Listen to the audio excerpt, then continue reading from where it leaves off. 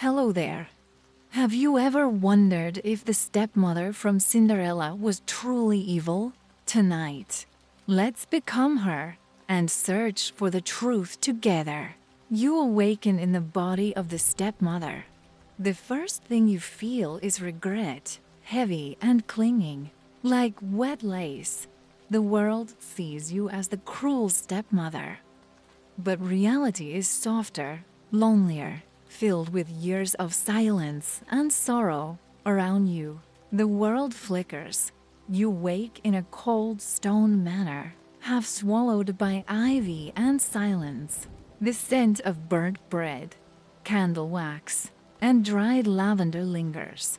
Beside you, a cracked mourning locket, and within you, a name waiting to be remembered.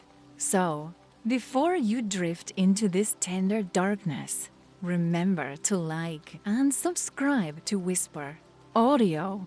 If you truly want to hear the forgotten tales I whisper here each night, tell me, where are you listening from tonight?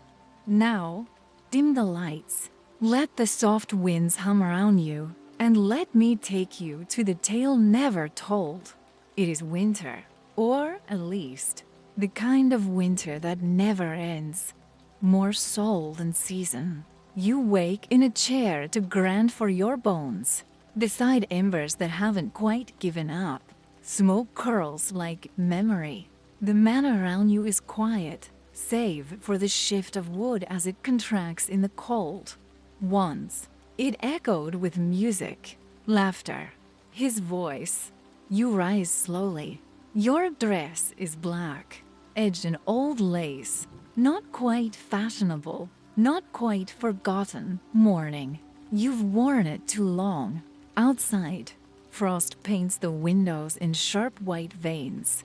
Inside, the air is thick with silence and lemon oil. There are no visitors. Not anymore. You cross the room and open the drawer beneath the mirror.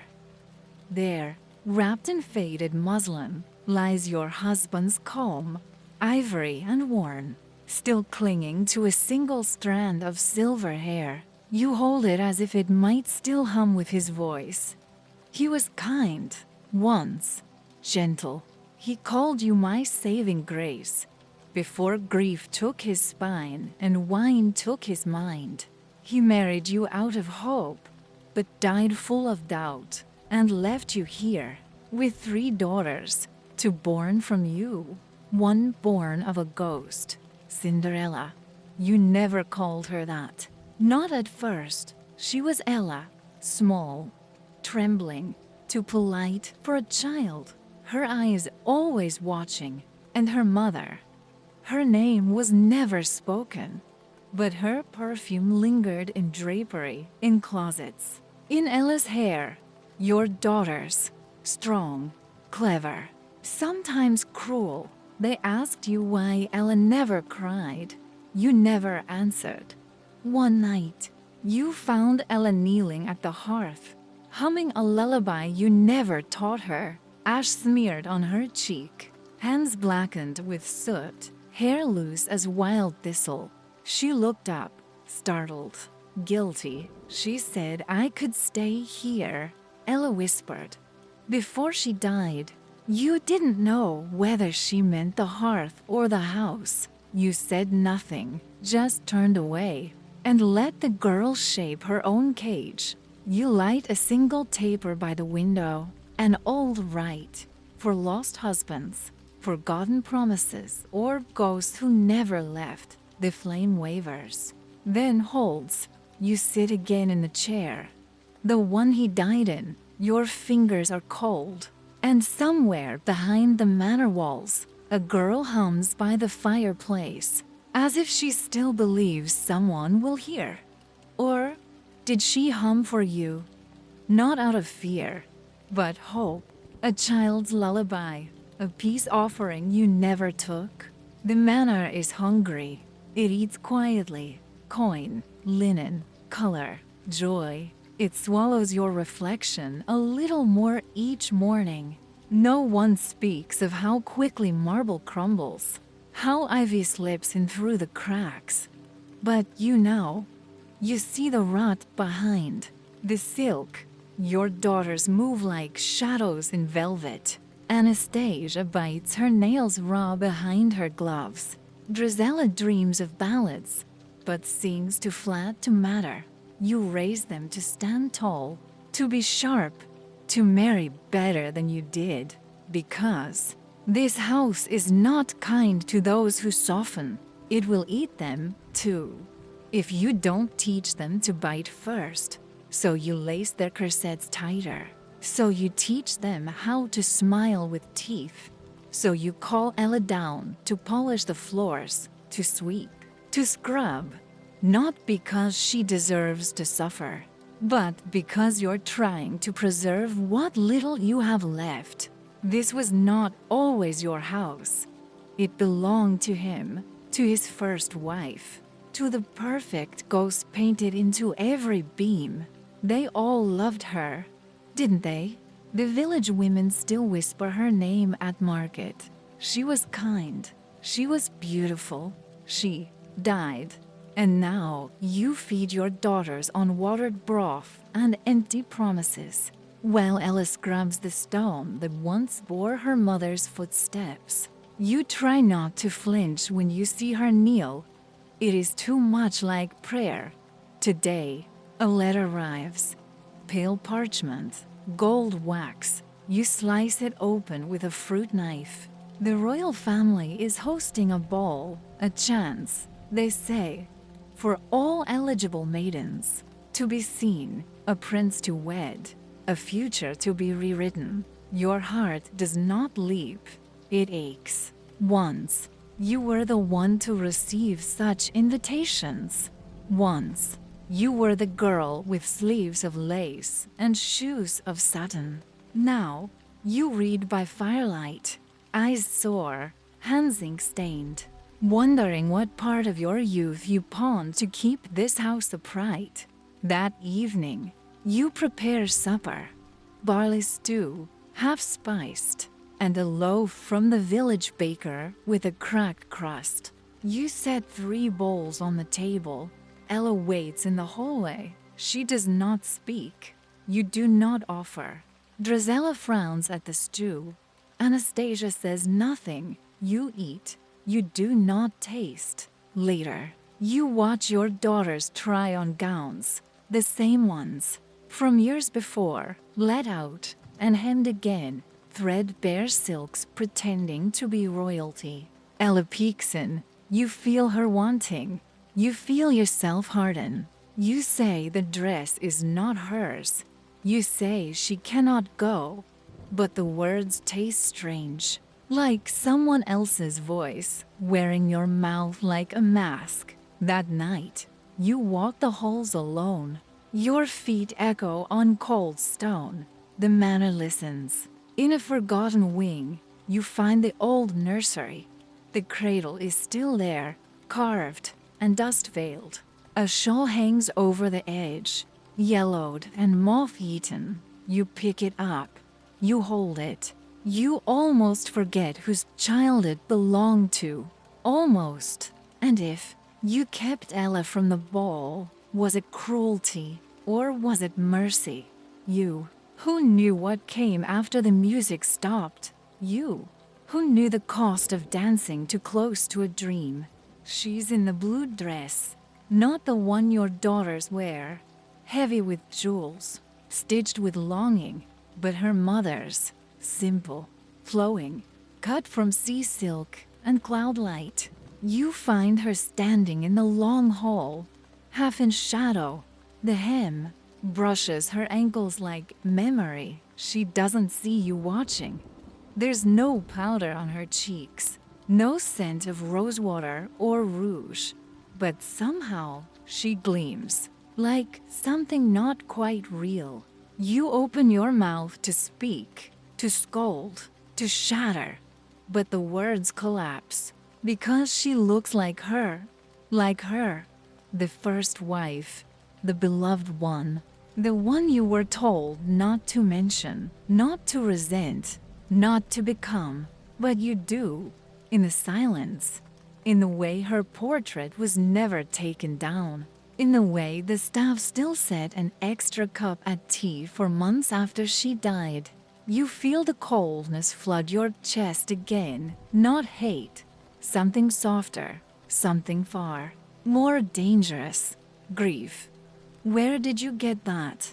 You ask. Finally, Ella turns. Her voice is barely a breath. It was my mother's. You nod. You don't mean to. It just happens. Like the way trees bend under snow. She clasps her hands in front of her. I only wanted to try it on. You say nothing. Your daughters are in the next room, shrieking at a ripped hem. The carriage will arrive in 2 hours. Ella's eyes are wide, hopeful. You want to scream, because she's so quiet, so kind, so much like you were once. And you know, the world devours girls like that. Later, you catch her in the kitchen. She hums while sweeping, turning slowly across the hearthstones like a music box. There is ash in her hair. Still that dress. Still that softness. You watch from the doorway, unseen. You remember a night years ago when she woke screaming. Your husband's name torn from her throat. Her fist clutching at nothing. She was 6. You sat by her bed until the trembling stopped. She called you mother. Once. Just once. You never spoke of it again. Your daughters leave for the ball in too tight shoes and desperate hearts. You watch the carriage roll into mist. Ella returns to the hearth. She does not cry. She sings. You hear the words and realize it's the same lullaby your mother once sang to you. The notes flicker like candlelight in your bones. You bite your lip hard to feel something sharper. You almost step into the room, almost offer her tea or a ribbon or forgiveness. But then she looks at the fire, eyes bright with dreaming, and you remember the prince is young, the prince is kind, the prince is everything you were denied. So you turn away, because love like that isn't meant for ash girls, not unless it's earned. Or was it because you saw her slipping away? Not your daughter, not truly, but something near enough to hurt when lost. They say she never left the house, but you saw the cinders on the floor in the morning, swept in a hurry. You saw the wilted ivy on the doorstep, as if a carriage had crushed it. You smelled the scent of garden roses and starlight clinging to her sleeves. She was gone, and then she was back. Her eyes were far away. Her smile was something new. Your daughters raged. Their shoes had splintered. Their laces broke. They said the prince had danced with a girl in glass and gold, a girl who vanished at midnight, a girl who looked nothing like them. You listened, quiet, still, and thought, could it be? But Ella, no, not without your help, not without your blessing, not without love. And yet, when you passed her in the hall, she smelled of lilacs and moon. She did not look at you. You found the mice first. They scattered under the armoire. Then the thread, silver, not yours, not theirs. Then a ribbon, pale blue, torn at the edge. You knew the seamstress in the village could never craft silk like that. You opened her chest and found the slipper, not glass, but close enough, sewn of crystal beads and pressed frost, shaped like longing. You held it in your palm, and for a moment it was heavy with memory. Your own first ball, the lace gloves, the borrowed jewels, the whispered hope that maybe, someone might see you, not the daughter of a dying merchant, Not the quiet girl with ink-stained fingers. Just you. You were seen once. You were chosen. But love, as you learned, does not guarantee safety. You chose survival. You chose a man who could keep a house upright. You did not know he had already begun to crumble. Now, Ella stands in your doorway, hair pinned, cheeks flushed. She tells you she loves him. She tells you he saw her, truly saw her, that he will find her again. You say nothing. You only reach for the slipper. You hold it to the firelight. Watch how it catches flame, not yet burning, but close. Ella's breath catches. Please. You ask her, do you think he'll still love you when he sees the soot under your nails? She doesn't answer. Her eyes glisten, but she does not look away. Later, when she's gone, you run your fingers along the cracked frame of the mirror. You press your forehead to its glass. Behind you, the house exhales, like it, too, is tired of playing roles. You think of the slipper again, how it glittered, how it reminded you of your mother's brooch, the one you sold to pay for Anastasia's tutor. How everything beautiful has always come at a price. Or was it her eyes that frightened you most? Not her beauty, not her love, but the way they look like freedom. They come at dawn, hooves on frozen earth, trumpets too loud for so early a sorrow. The prince's men, with silk sashes and golden scrolls and the cursed glass slipper, delicate, fragile, and damning. He searches for the girl it fits, the girl who disappeared like mist, who left behind nothing but a dream wrapped in glass. You stand at the door. Your hair is pinned. Your dress is gray. You nod, polite. You bow, barely. Your daughters flutter beside you, hopeful, painted, breathless. Ella is silent in the shadows of the kitchen. You know she sees the carriage. You know she hears the trumpets. You do not call her. The men seat themselves. Your daughters try. The slipper slides, resists, wobbles, but never fits. Drizella winces as her heel is forced. Anastasia weeps when it slips off mid-step. You whisper to them both later. Stand tall. They never remember the ones who slouch. They nod, but their eyes are already retreating. You turn away before the prince's man sighs. You've heard it before, the exhale of hope abandoned. He starts to close his book. That's when the mouth squeaks, a ridiculous little noise, but loud, loud enough. He looks up. You have another daughter, don't you?